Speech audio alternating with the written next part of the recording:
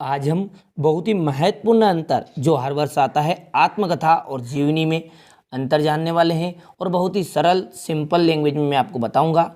आप सिर्फ ध्यान से समझने का प्रयास करिएगा।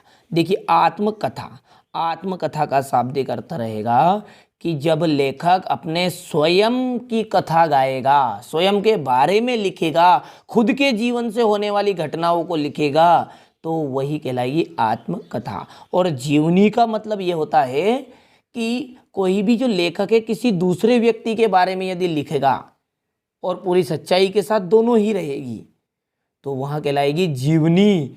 यदि दूसरे के बारे में लिखेंगे तो जीवनी और लेखक खुद के बारे में बताएगा तो आत्मकथा।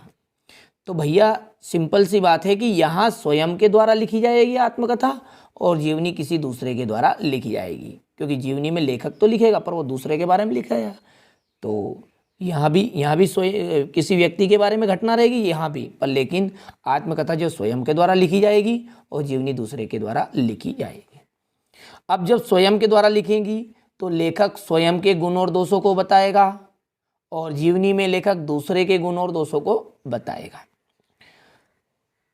इसमें लेखक स्वयं के विचारों को भी दर्शा सकता है, खुद के पर्सनल विचार, पर लेखक इसमें पर्सनल विचार खुद के मतलब स्वयं के विचारों को नहीं दर्शा सकता, क्योंकि जीवनी दूसरे के द्वारा दूसरे के वो जीवन के ऊपर से लिख रहा है। यहाँ खुद के जीवन के बारे में लिख रहा है तो स्वयं के विचारों को तो दर्शाएगा।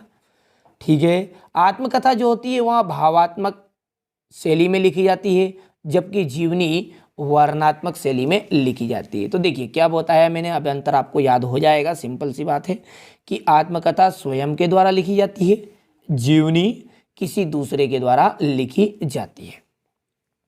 आत्मकथा में लेखक स्वयं के गुणों और दोषों को बताता है, तो जीवनी में लेखक दूसरों के गुणों और दोषों को बताता है।